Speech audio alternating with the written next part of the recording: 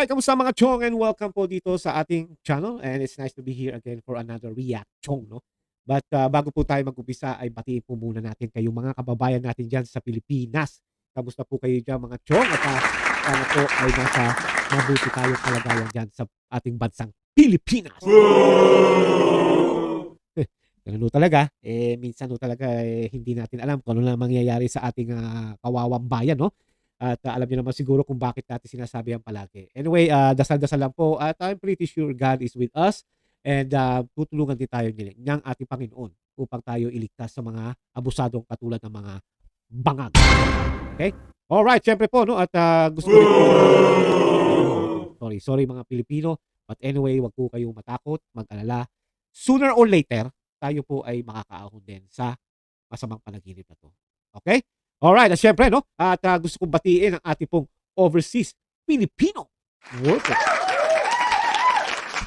Yeah, kamusta po kayo dyan, mga tropa, mga chong ng overseas Filipino workers? At sana po ay kayo po ay nasa magandang kalagayan, no?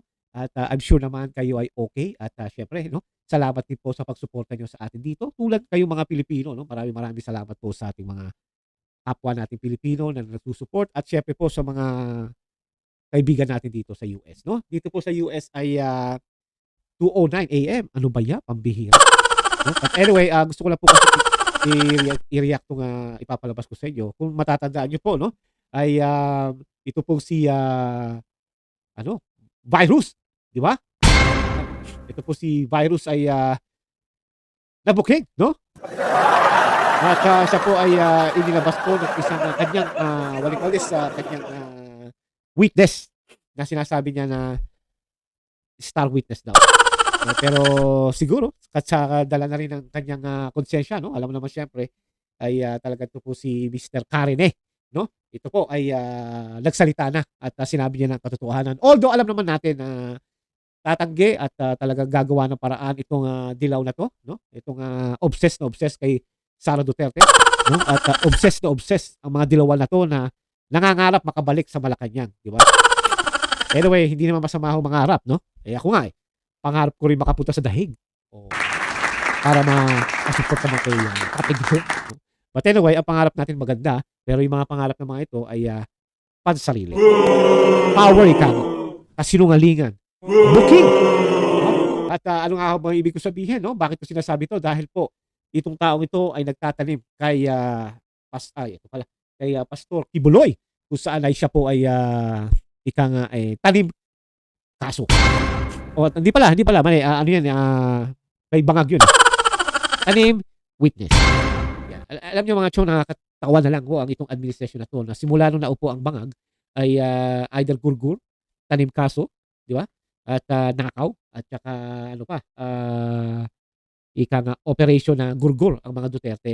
Itong storya paikot-ikot na lang, no? Nakaw, gurgur, tanim kaso, di ba? Tapos operation na sabotage Duterte. Ito lang ang buhay ng administration na to itong taon ni Bangag. But anyway, kaya ako naman po to ay gustong mag-react kasi alam ko naman, no, nung una pa na ipinalabas ito sa TV, sa mainstream media, lalo na mainstream media mga bayad yan. Hindi natin pwede pagkatulaan yan. At yung mga sa social media kung saan pinalabas po itong hearing na nitong si Karen at saka yung iba pang witnesses na against kay Pastor Kibuloy. And the problem is, syempre, nung sinabi nila ito at nilabas, you can tell naman na talagang pagka nagsasalita itong mga to ay parang ang dami mong tanong. No? Parang instead na makikinig ka sa sabi niya, parang bakit ganun? Diba? And kung talagang witness ka mga chong sa isang kasong ganito halimbawa, you don't have to cover your face dahil unang-una, wala na namang COVID. No? At pangalawa, bakit mo itatago yung mukha mo? Kaya nga yung iba, di ba, pag nag-star witness sila sa isang malaking kaso, ay talagang bodyguard sila o security, tinatago sila sa isang lugar na siguradong hindi maaabot na baka mamaya maipagawa ang mga kalaban nila sa kaso. But the thing is, ito, kung talagang open talaga itong magdistigo, bakit mo ipapakita, hindi mo ipapakita yung mukha mo, bakit kailangan mo takpan? So marami mga anggulo talaga na tungkol sa mga ganitong klaseng mga sitwasyon, no? At naman, si Virus pa, sa PhilHealth nga lang, ang dami na questionable niya, di ba?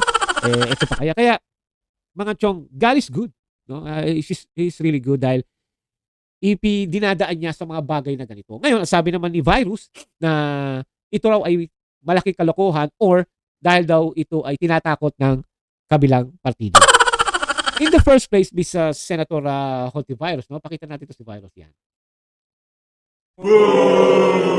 Ay wala sa power si Pastor Kibuloy and think about it na yeah, mayaman si Pastor. Aminin na natin yan, no? Tanggap na ng tao yan. Pero when it comes to power, wala. No? In the first place, aso ka na rin ni Bangag. Kaya you have the power na gawin mo yun. Kaya nga, ito nga, nakakapag-hearing ka kay Pastor Kibuloy illegally di ba? Yung kaso niya nga sa Pasig, matagal nang nawala yan. Binuhay lang ni Zombie Remulla dahil nga para sa, alam mo na, kasi nga ito si Pastor Kibuloy ay hindi bumibitaw kay Tatay Digong, which is, para sa akin, that's really a great friendship. No? Hindi to kailangan katulad ng mga dilaw, mga pulawan, ng mga katulad dito na magaling lang sa una. Mapapakinabangan ka, magagamit ka. Pero ito sila Pastor, sila Harry Roque, yan. Hindi mo matatawaran ang kanilang samahan, no? Kaya nga sila ngayon ang iniipit, di ba? Kita mo naman ang mga nangyayari ngayon. Puro mga galing kay Tatay Digong ang mga tinitira nila. Kasi nga, they're scared kung mga Dutertes. Aminin na natin. But anyway, balik tayo sa topic. Pakinggan po natin ang sinabi ni Karen. Although, yung iba siguro sa inyo ay nakita na to, pero sa akin lang, kaya ako gusto ipakita sa iyo muli, in that way, kumalat sa social media na kung gaano kasinungaling tong hayop na senator na to na ang kapal ng mukha talaga. No? Pag nakikita ko pala yung pagmumukha niya, patusok, parang akala mo traidor na which is traidor talaga. No? Anyway, panoorin po natin si Karen sa kanyang pag-expose tungkol dito sa senator na masamang ugali nito, na typical kasi dilawan, ugaling NPA, ay pakinggan po natin ang sinabi ni Karen no? At medyo mahaba-haba to, so baka putulin natin, papakinggan lang natin ang talagang mga tungkol sa katotohanan. Here we go. Si Michael Maurilio alias Rene, hindi po ako pinilit na magsalita ng katotohanan. Kusang loob ko pong inilalahad ang mga nagawa kong kasalanan at mga plano laban kay Pastor Apollo C. Kibuloy at sa Kingdom Ministry. Plano, di ba? Ibig sabihin talagang well, actually sinabi na naman to ni Mama Harlika noon, no? At I think this was 2024 o 2023 na talagang sasabotahin nila si Pastor Kibuloy. You know that already. Mama Harlika said that. So, ito, nasundan pa ng witness ni Hontivirus. No? At nagsasabi ng totoo. No? Pero syempre, what can we do? No? Ganun talaga. Sila ngayon na nasa power. Tuloy natin. Ako po yung witness, kinuwang witness ni Senrisa Hontiveros na nakatakip yung muka. Pero ngayon, hindi na sapagkat nagsasabi na ako ng totoo. Binayaran po ako ni Senrisa Hontiveros para mag-testify laban kay PRRD, VP Sara at kay Pastor Apollo C. Kibuloy. Lahat ng sinabi ko at kasama ko doon na nag-witness sa Senado ay ginawa lamang ni Senrisa upang papagsakin si Pastor at ang buong kingdom. At kita nyo yan, ha? Duterte pa rin. Diba? Okay, si Pastor Kibuloy ang main dito at KOJC. I'm really sorry for the KOJC dahil sa katulad ni Hontivirus at ng iba nating mga nakikita na kontra kay Duterte, pati itong KOJC ay nadamay. Tell you the truth, this is not really a good example, no?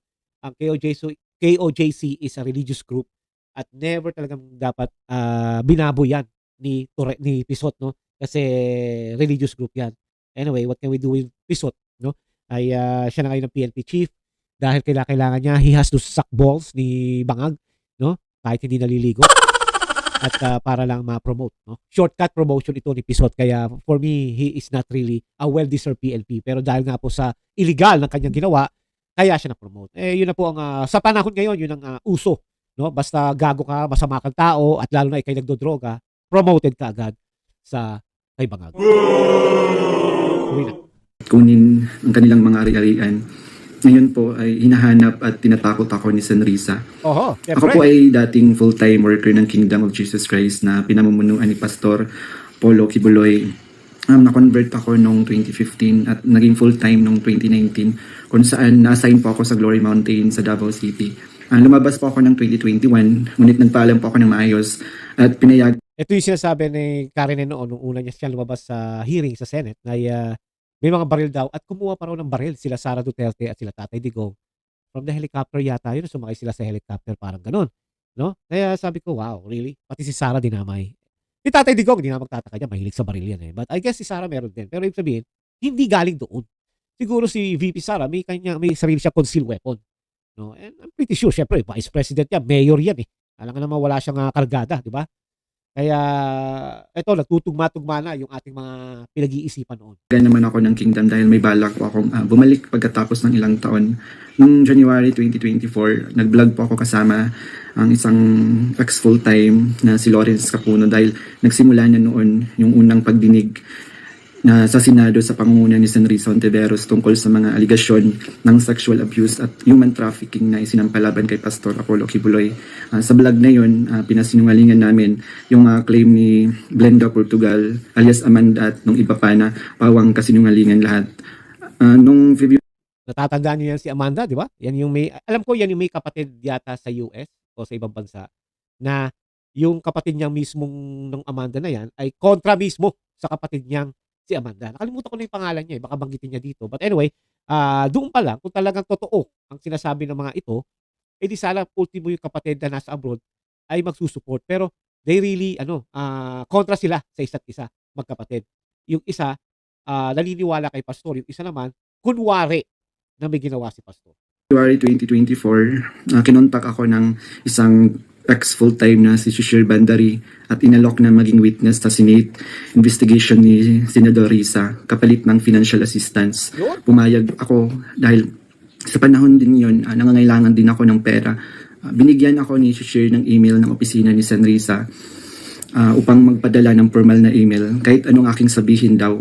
Sabi niya kapag nakipag-usap ako sa kanila, sabihin ko lamang na taga-kingdom ako at lumabas na sa ministry at idagdag ko daw na sinasaktan ako ni Pastor. So sa aking email, sinabi ko doon na galing ako sa kingdom at lumabas noong 2021. So ibig sabihin pala nung una pa lang talaga ay talagang may nagtuturo na sa grupo ni Ontiveros. So talagang they plan it, no? At talagang naghahanap sila ng mga kunwari na witnesses para against kay Pastor Kibuloy. Kaya it's really sad kasi ito yung mga nasa public servant natin, no, yung mga sa Senate, no. Ito pa yung mga tipong gumagawa ng batas sana ay sila pa mismo may pasimuno para sa sariling interest, di ba? It's all about politics. Ang araw pagkatapos nun, kinontak ako ng isang staff ni Sen Risa na si Fiona upang makipag-meet sa akin through video call. Sa pag-meeting namin kay Attorney J. Becama, Chief of Staff ni Sen Ontiveros, pinagawa ako ng affidavit tungkol sa mga gawa. Ito pala yung attorney na sinasabi niya, no? Ayan, pakita natin yung pagmumukha niya, makita niyo mga chong, siguro yung iba. Natatandaan ko yan yung lagi ko nakikita pag nagsasalita si Senator Ontiveros, no? Sa Senate. Nasa likod yan, di ba? Laging pinakikita, di ba? Ganda naman ang background ni Ontiveros. But anyway, hinayupak din pala itong babae. Kaya mga chong hirap no? Pag yung mga, ano ba tawag dito? Yung abogado, no? Huwag tayo masyadong, sa mga abogado, kailangan pipili tayo na mabuti. Dahil, ito, abogado na, no? Tagapagtanggol sana. At nagtatrabaho pa siya sa Senate, no? Na kung saan, binabayaran ng Pilipino. Yung pala number 1 gago rin pala itong babaeng ito, mga chong, di ba? Ko sa loob ng kingdom, mga transaction at operation na kinasangkutan ko. Ang isinulat ko doon ay pawang mga personal kong experience lamang at wala akong binanggit na pananakit, sexual abuse o human trafficking sa aking salaysay. Matapos kong ibigay yung affidavit, muli kaming nag-meet ni Attorney Becama. Pagkaraan ng 2 araw, binigyan niya ako ng revised affidavit na naglalaman na ng mga karagdagang aligasyon ng pananakit ni Pastor na hindi ko naman naranasan o nakita. Kasama rin dito yung maling pahayag na ako daw ay nasa sa SMNA News kahit hindi totoo dahil ako ay nasa Glory Mountain mula 2019 hanggang 2021. Tulad yan, nung hearing na yun, natatandaan ko na ito raw tong taong to si Karine ay nagtrabaho sa SMNI, no? Naging, ang sabi, siya, parang researcher. Well, hindi naman natin makikita mga researcher sa likod ng camera, no? Kilala lang naman natin yung mga nasa camera, like sila Admar, sila MJ, di ba? Yan yung mga nasa front camera. Pero ibig sabihin, inamin niya rin pala dito na hindi naman talaga siya nagtatrabaho doon. So talagang kapal ng muka itong grupo ni Senator Virus, no? Di ba? Kaya it's gonna be up to you guys kung maniniwala kayo sa taong ito o naniniwala pa rin kay Ontiveros. Pero para sa akin, no, bilang nag-o-observe sa mga ganyan tao, talagang masasabi ko na demonyo ang mga yan at saka user, no? Hindi sa droga. Ibig sabihin hangga't mapapakinabangan nila yung tao, gagamitin nila. Yan ang typical na dilawan eh. No, they're gonna use you. Pagka maimpluwensyo ka sa tao, gusto ka ng mga tao, ay lalapit sa iyo mga dilawan. Yan ang style ng mga dilawan. May experience na kami diyan. Kaya hindi ako nagtataka. Nandun din yung aligasyon na sa di umano ay nasaksihan ko tungkol sa mga baril na sangkot sina Sara Duterte at dating Pangulong Rodrigo Duterte na hindi naman totoo dahil Yan. wala naman akong nasaksihan na ganong pangyayari. Pinilit din akong idagdag yung pangalan ni Senador Bongo at Senador Bato de la Rosa sa affidavit kapalit ng mas malaking halaga ng pera. Pero hindi ko na sila isinama kasi baka umattend sila sa hearing at magtanong at ma-corner ako. Yung pag-appear ko sa Senate ay may reward na 500,000 na ibinigay nila sa akin at dagdag na 500,000 nang isinama ko si Sara Duterte at si dating Pangulong Duterte. Biro yung Chong. At 500,000 para lang sirain ang pangalan ng mga Duterte. Why? Eh syempre nga dahil nga politik eh. Alam naman natin na itong si Virus gusto maging presidente ng Pilipinas na talagang malabo kahit magsama pa sila ni Leni Robredo, di ba? Hindi makakalusot yan dahil ang tao ngayon, ang hirap kasi sa mga taong katulad ni Senator Virus, akala niya old school na tanga pa rin ang mga Pilipino. Hindi na po. Nagising na yung mga yan. Actually, hindi sila tanga. Nabudol din naman sila. Simula pa ng mga Aquino regime hanggang bumaksak dito ulit sa mga Marcos. Yun ang nangyari, no? At talagang ngayon gising na ang Pilipino at may social media na and I'm sure most of it naman ay talagang nagre-research mabuti. Inaalam nila talaga yung katotohanan. Yung iba, sumasakay lang sa trending. Para lang may masabi sa comment, may iba to, lalo na yung mga kunwari loyalista nga, 'di ba? Para mapansin sila. So it's just like that, no? Hindi sila yung tipo mga tao na you can trust na kasi alam nila, no? Wala pong alam yung mga yan, sumasakay lang sa trending at yun ang sasabihin. 1 million po lahat ng binigay sa akin. Isang linggo before ang Senate hearing noong February 19, 2024, pinatira ako sa isang kondo kung saan ako ay biniriefing at tinuruan tungkol sa mga dapat na isasagot ko sa tanong ni Senador Risa. So sa araw ng hearing, umiyak ako dahil sa konsensya habang binabasa ko yung script na alam ko naman na hindi totoo at hindi ginawa ni Pastor ng Kingdom. Doon din ako nagtataka nung kasalukuyan siya nagsasalita noon, si Karen eh. Di ba naka-mask yan, naka-sombrero rin. Tapos may binabasa. No? Kasi kung alam mo as a witness, hindi ko naman sinabi naging witness din ako, no? Pero ibig sabihin, kung talagang alam mo yung katotohanan o talagang yun ang totoo, I think para sa akin, hindi mo na kailangan ng script eh. Hindi mo na kailangan na may binabasa ka. Although normal lang sa tao na makalimutan mo na, ay shit, teka, nakalimutan ko. But the thing is, yung main issue, yung main na gustong malaman, ang katotohanan, nasa ulo mo yun, nasa utak mo yun. Unless, double agent ka. O sa mga vloggers. No? Walang utak yung mga yan. O yung spokesperson ng Malacanang. Di ba? Yun ang ibig ko sabihin. Ang akin lang kasi, no, ay, what do you call this? Hindi talaga eh. No? Kung alam mo talaga ang nangyari, you don't need to write that. Siguro sa mga intro, no, yung katulad ng ginagawa ng iba, yun lang. Pero yung sabi mong ganyan na ikaw ay witness, hindi mo na kailangan. No. Dahil alam mo na eh. Nasa isip mo yun eh. Lalo na yung mga tipong, halimbawa, totoo na inabuso siya ni Pastor Kibuloy, hindi mo makakalimutan yan eh. It's gonna be forever sa utak mo. Kaya kaya mo sabihin yan sa gustong magtanong sa'yo in a court or ikaw ang witness, ilalabas mo yung katotohanan, you can say it. Kahit pagod ka or what, dahil na-experience mo eh. Parang paranoid ka eh, takot ka eh. And you want the people to know the truth. Which is, it wasn't the truth, di ba?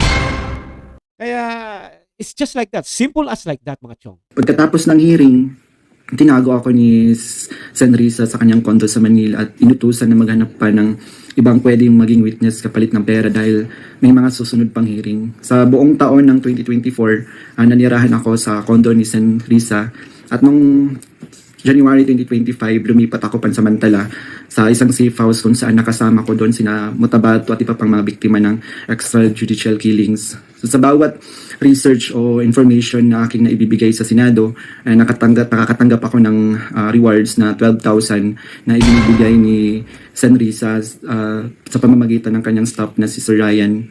So sa kabilang sa mga na-research ko, nagawa kong research yung inimbentong Angel of Death daw ng Kingdom na inimbento ni Alias Jackson, si Edward Masayon. Kabilang doon yung na-research ko yung mga member at yung mga general na nag-courtesy call kay Pastor. Noong August 29, 2024, nag-dinner meeting kami nila Brenda Portugal alias Amanda kasama ang kanyang legal team na sina Attorney Joanna Paula Domingo at ng Office of the Special Assistant to the President at si Attorney Ian Interina at yung kasama yung abogado ko na si Attorney Anish May Bagudyo sa isang hotel sa Quezon City. Pinagplano nila kung paano idiin ang kaso ni Pastor at tininggan niyo akong mag-file ng kaso. Sabi ni Attorney Domingo na mas maganda mag-focus kami sa human trafficking dahil mahina ang kaso sa sexual abuse. Sabi pa ni Attorney Domingo na matalik siya na kaibigan ni Attorney Pearl Angelica Nada na dating abogado ng Kingdom at dating namuno sa Jose Maria College. Ayon sabi ni Attorney Domingo, sabi sa kanya ni Pearl na umalis na sila sa Kingdom at alagaan mo daw si Amanda at siya na ang umawak ng kaso laban kay Pastor. Kasamang kanyang kapatid na si Attorney Lady Jade Canada at si Shishir Bandari sa US na nabanggit ko na kumontak sa akin upang siraan si Pastor. Dagdag pa ni Attorney Domingo na gumagamit sila ng private jet mula kay Secretary Antonio Lagdameo papuntang Davao para Involved na naman si Antonio Lagdameo. Hihira, ito ba yun? Yan, no? Talagang kahit saan involved tong hayop na addict na rin to, no? Biro mo. Every time na may mga ganito na, at saka isipin nyo mabuti, they're all involved in one group. Bangag. Bakit itong si Lagdameo involved kay Senator Virus? Di ba? Now, let's face it. Dilawan si Hoti Virus. Di ba? Tapos, NPA bestie. Tapos ngayon, kakampi na rin ng mga bangag. Kaya ako, totoo na sinabi ni Tatay Digong noon na wala nang oposisyon. Wala na. Dahil yung mga dilawan mismo, they suck balls. They have to suck balls ng mga pulawan para makabalik sila sa pwesto. And yeah, they succeeded. Di ba? Nanalo si Kiko. Nanalo si Aquino. Samantalang, ang bantot-bantotan ng mga yan, di ba? Nakalusot. Kasi nga, they have the COMELEC. Tapos, involved na naman tong addict na rin na to. Talagang kawawa. Kawawa talaga ang Pilipinas. Hindi na ang KOJC lang at saka si Pastor at saka sila tatay. Pilipinas. Ginagawa nila talagang tanga ang Pilipino. Ayan. Itong hayop na to, involved na naman. Parang sa Mindanao dati. sa kaso ni alias Amanda dahil sabi ni Attorney Domingo, ito ay para sa seguridad nila sapagkat may natatanggap daw silang security threat. Nung mga panahong iyon, nagkaroon din kami ng pag-uusap ni alias Amanda, si Brenda Portugal, kung saan tinanong ko siya tungkol sa kalagayan ng kanyang kaso sa sexual abuse at human trafficking. Sinabi anyway mga chong, no? Tuloy natin. Hindi na si Corazon Dupalag. At yung kay alias Jackson naman, yung naka-assign sa Anyway mga chong, at alam naman natin na si Karine ay in-explain niya lang naman yung kung ano yung nasa katotohanan, no? At hindi natin alam kung ano ba ang nag-udyok sa kanya at sinabi niya yung mga ganyang bagay. And I'm sure 105 o 100,000% na itong grupo ni Hontivirus ay gagawa ng sabotahe para sabihin na kasinungalingan to. And if you remember it, no, ay sinabi ni Hontivirus sa isang post niya na ito ay dahil daw ito ay tinatakot si Karine. Kaya nga uulitin ko yung sinabi ko kanina. Paano mo tatakutin ang isang witness mo, no, nasa iyo mismo ng kabila?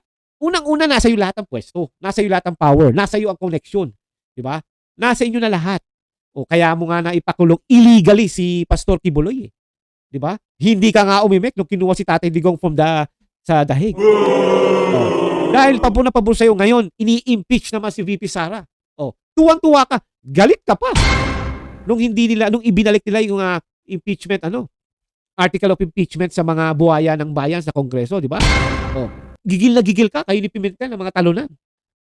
Di ba? It's all about politics, mga chong. Yan ang nangyayari ngayon kasi nga they're trying to get the attention ng mga Pilipino sa 2028 because 2028 is really the main guys. Ito na yung tamang ang Pilipinas ba ay magiging Pilipinas pa rin o magiging tuloy-tuloy ng kabangagang ng Pilipinas yung 2028. Sabi nga ng VP Sara, baka nga raw wala nang election sa 2028 Diba? Kaya nakakatakot, no? Hindi natin sigurado kung talagang ang 2028 is really a peaceful election, no? Although 2025 really failed election dahil nga si Garcia ang commissioner diyan. Kaya sana mawala ng hayop na yan. But anyway, ito nga, sumagot naman po or may nag-comment naman po si Attorney Torion, no? In the via agenda. Pakinggan po natin siya quick. At before we do the conclusion, here we go. Kausapin natin ngayon si Attorney Israel Torion, ang legal counsel ng KOJC leader. Magandang gabi po, Attorney Torion. Magandang gabi at magandang gabi din sa mga viewers. Magandang gabi sa inyo. Madaling araw Attorney, na ano dito. po ang masasabi ninyo rito sa pagbaliktad ng testigo ni Senador Risa Yun. laban kay Pastor Kibuloy? Well, first wala talaga akong kinalaman dyan sa pagbaliktad niya. I only learned it recently and I have no participation whatsoever with the recent Ito naman siya tuno-tuloy. First of all, wala akong kinalalaman dyan. Eh, mamaya, banata na naman kayo ng mga antivirus group. Sabihin, ay, tama yan, yun lang sinasabi. Dapat, attorney, nag-consult muna kayo sa akin. Biro lang, attorney. Idol kita, attorney. move of that witness. However, I would like to state to the Magaling na court, abogado yan. it would benefit us. Kinausap ko pa sa Facebook we yan. are happy with this development because it shows and proves Torion, na Senator. yung mga kaso talaga ni Pastor Apollo Sikibuloy ay meron talagang nasa likod nito, and through this witness, we can show and prove yung aming theory po na gawa-gawa lang po itong mga kaso na ito, at itong witness na ito ang isa sa makaprove po sa theory namin na ito. Attorney, ano po ang epekto nito sa mga kaso ni Pastor Kibuloy? Well, certainly it can give Eh, syempre, ang epekto nito di maganda. Pambihira ka naman, Mr. May bank sa gitna ng buhok, di ba? Pambihira. Cheng ba yan? Cheng ba apelido yan? Oh, mukha naman okay si Cheng. Ako nagbibiro lang, no? Kasi mahaba yung kanina. But anyway, syempre, magandang balita yan, no? At talagang siguro sabi ni Pastor ngayon, oh, ito na! Ako'y lalabas na!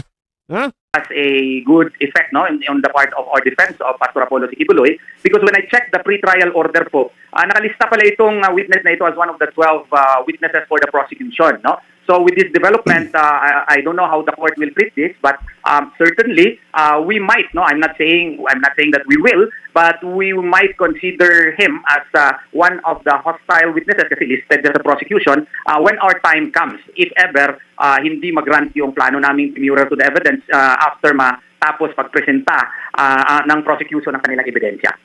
Attorney, ang sinasabi po ni Senadora Risa ay maaaring pinilit lang daw at binayaran ang nasabing testigo para siraan ang ongoing criminal proceedings against Pastor Kibuloy at may ebidensya raw ho siya na gawa-gawa lang daw ang pahayag niya ngayon. Ano po ang sagot niyo rito? Ang akin naman, kung talagang ganun nga, ipakita niya. Senator siya eh. At saka isa pa, siya naman ang may hearing nito eh. So, she can do it. No? But tignan natin kung talaga may proof na tinakot siya at sino. Kailangan ilabas niya yan. Dahil pag hindi, wala. No? Kasi nga, yan naman talaga ang panapat na lang ng mga antivirus group. No? Parang mga group of morons yan eh, di ba? No? At kailangan nilang gumawa. Ay, pambihira. Nakagawa nga siya ng star ng tanim witness eh. Yan pa kaya tanim lusot. So, syempre, Operation Tanim Lusot ang gagawin nila, no? Dahil nabuking na nga sila. No? Eh, come on, man. May scandal pa nga yan sa PhilHealth eh. Si virus. Paano ka maniniwala sa... yan ang hirap sa ating mga Pilipino eh. Alam naman na may issue na itong taong to, naniniwala pa rin. Siguro dahil sa pagiging sweet voice niya, sa pagsasalita niya ng palambing-lambing niya, di ba? Kaya sometimes it's so sad na may ilang Pilipino hindi talaga nila nakukuha o nagigets. English lang yun. Gaya ng nasabi ko, wala po kaming kinalaman nitong paglabas nitong witness na ito po. No? So, paano naman makapilit yung tao na nasa kulungan po, 75 years old na yun, at nakakulong na po, medyo matagal-tagal na. And they have all the powers ngayon. Masasabi ko Medyo lang kanina. kaibigan nila yung PNP, kaibigan nila yung otoridad. Sabi ko sa inyo, attorney, makinig muna kayo sa akin. Biro lang. Si attorney, alam mo yan, si attorney Torion, pwede ka makipag-joke dyan, kaya ganyan na sinasabi ko. Mabait yan si attorney. Sa Facebook, nakausap ko na yan. Well, hindi naman kausap na usap, pero yung sabihin, sumasagot yan. Kaya, ayos siya taong yan. Mahal siguro malingin. Attorney ulit, biro lang. Baka murahin nyo lang. At sitting senator siya, huwag naman siguro Oo, sabihin tama. kaya ni Pastor Apollo Sikibuloy na pilitin ito at pwersahin itong tao na ito. Kusa itong lumabas. Kaya nga ako na-surprise nga dito. Kaya at first, pasensya na dun sa mga news outfits na na-refuse ko kasi na-surprise talaga ako. Alam ko yung ibang mga news outfits kahapon, nag-refuse ako because I wanted to check first kung totoo ba talaga ito at kung sino nasa likod nito. At kung nung nalaman ko na parang totoo nga, then nagpa-unlock ako. First, Billionaire Channel. Ngayon na ako nagsalita po, ngayong gabi lang po. Kailan niyo po huling nakausap si Pastor Kibuloy at kumusta na ho ba ang inyong kliyente?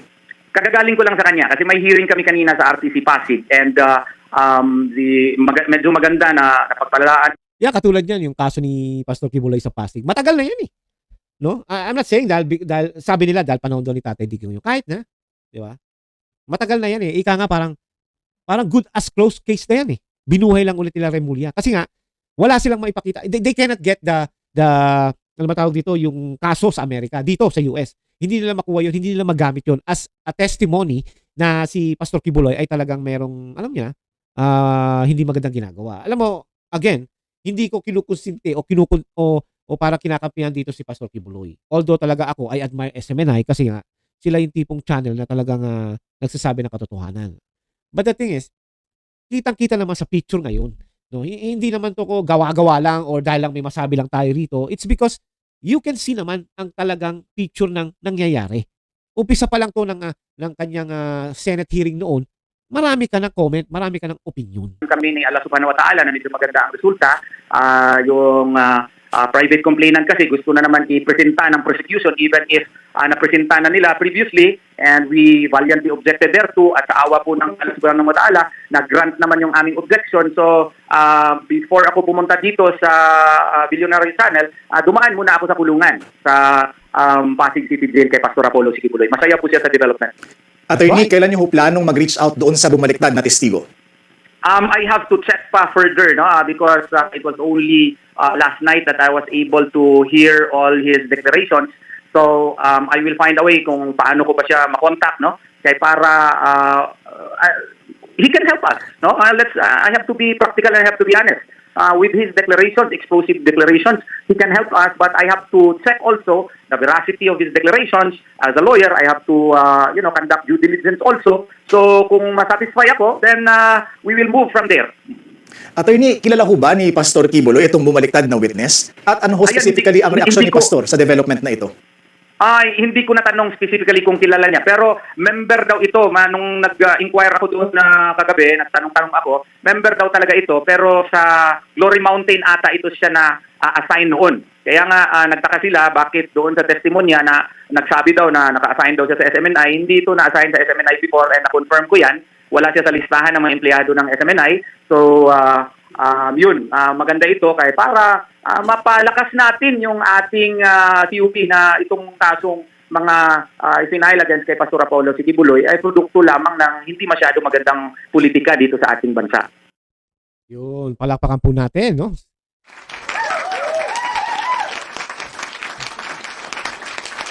Yun, mga chong, all I can say here, no, ang ating close or conclusion natin dito is we all knew na talagang si Pastor ay na-set up din. Parang Tatay Digong, no, at si VP Sara. Dahil alam naman natin na they are really friends, no? At si Pastor Kibuloy pa yata ang religious parang ni Tatay Digong, parang advisor when it comes to religion eh. Yun ang pagkakala ko. Hindi ko lang alam si VP. Kung yan din ang kanyang spiritual advisor. Yun, parang ganun. But sana itong nangyaring ito ay matapos na yung kaso ni Pastor Kibuloy para naman kahit papaano magkaroon ng magandang balita, no? At puro na lang kasi katarataduhan at saka kawalang hiyan ang ginagawa ng mga bangag. This is part of the bangag administration style, no? Ito yung mga tipong kung sinong kadikit ni Duterte ay talagang gugurgurin nila, di ba? Kaya sana sa paglabas si Karen at sana, no? At sana ay kung magkaroon man ulit ng Senate hearing, which is I don't know when, ay sana humarap ito si Karen at sana rin ay meron tumulong sa kanila from the group of the KOJC o yung kay Pastor. Kasi malaking bagay din, no? Para sa akin malaking bagay din yung expose niya na talaga siya ay tinakot lang, binayaran at parang sinabi niya yung katotohanan. Kasi alam niyo mga chong, mahirap ang kalagayan ngayon ni Karen. Hindi ko siya pinagtatanggol, no? Pero ibig ko sabihin, sa sinabi niya kanina na dahil nga gipit siya sa pera, kaya napilitan niyang gawin yun. It's on the right timing eh. In the first place, si Senator Virus ay talagang may budget yan, no? At kaya hindi na ako magtataka kung kita mo nga yung mga staff nga niya mismo nag-aalok na gawin mo to, kami bahala sa'yo, bibigyan ka namin ng pera. At think about it. Every hearing session na pag-expose niya sa Senate hearing na si Karen at saka na mga kasama niya, meron siyang 12,000 pesos. That's money already, man. Magdadrama ka lang sa harapan ng hearing. No? Tapos sa may 12,000 ka na. And iba pa yung sinasabi niya na almost 1 million o 1 million na ang binigay sa kanya para sabotahin ang mga kapastor at mga Duterte. And think about it too. Sino ba yung nagpupumilit na mapasama ang mga Duterte? Si Senator Virus. Diba? Ano ba ang plano niya sa 2028? Gustong tumakbo ng presidente. Diba? Sino ba ang balakid? Kaya baka kasi talo na naman siya sa pagka-presidente. Si Sara Duterte. Diba? Sounds like that. Duterte, presidente. Presidente, Duterte. Bagay na bagay. Diba? pangit kasi pakinggan eh. Di ba? Pagka President Hontiveros. Parang ho. Tapos yung Veros virus. Kung si Trump nga hindi na lumapit kay Bangag, baka ito lalo hindi siya lalapit kay Hontiveros. Anyway, hindi naman mananalo yung mga yan kahit anong gawin mo eh. Dahil katulad nga sinabi ko na hindi tanga ang Pilipino. Siguro kayong Senator Virus Group ang mga tanga. Sabi nga ni Sara Duterte, ano raw ba sa English ang bobo? Ma'am, sa akin ang English sa bobo, moron. Natatawa ko sinabi ni Ma'am Sara eh. Ano ba ang English sa bobo? Sa akin, moron. Anyway, now that, andyan na, lumabas na, and I'm pretty sure delikado ang buhay ni Karen eh. Sana nga, meron tumulong. Sana, Atty. Torion, matulungan mo to si Karen eh. At kung mapag-aralan mo yung kanyang mga sinabi and you think na talagang nasa puso niya yung pag-amin, sana matulungan nyo. Dahil talagang delikado yan, si Karen eh. At, I don't know kung bakit niya nagawang mag-expose ng katotohanan. I'm pretty sure something happened. I'm pretty sure there's a reason why. Sana yung guilty na nga lang siguro ang pumutok sa kanya kaya siguro siya nagsabi ng ganyan. We don't know yet. No, and I hope we find out soon. Pero sa akin delikado na yan dahil unang-una itong si Virus hindi mo alam ang capability nito lalo na best pa nito mga NPA. We don't know kung paano nila gagapangin ito si Karen eh. Okay? Alright, hanggang dito lang po mga chong at sana po ay naintindihan nyo at sana po ay nagka-interest kayo at syempre po no para po sa ating mga napadaan subscribe kayo, like, at importante comment. In that way ay masagot natin ang comment nyo. Okay? Okay, hanggang dito lang po at sana po ay kayo ay laging nasa mabuting kalagayan dyan po sa Pilipinas. Ingat po kayo palagi. Hindi na po tayo sigurado. Baka nasa likod nyo ay hold upin na kayo. No? Kaya mag-iingat at huwag masyado lalabas kung hindi naman kinakailangan. Okay? At syempre lalo na ngayon, nag-uulan na sa Pilipinas. Bahain na naman. Yan na po ang result ng flood control ni Bangag. At malaki ang kanyang programa. Ewan ko, malaki raw ang nananakaw. Okay? Alright, I'll see you again to my next video at sana po ay lagi tayo magdadasal upang ang ating pong bansang Pilipinas ay bumalik muli sa normal. In behalf of our group, especially with VP Sara and Senator Marcoleta, mahalin po natin ang Pilipinas. Salamat po.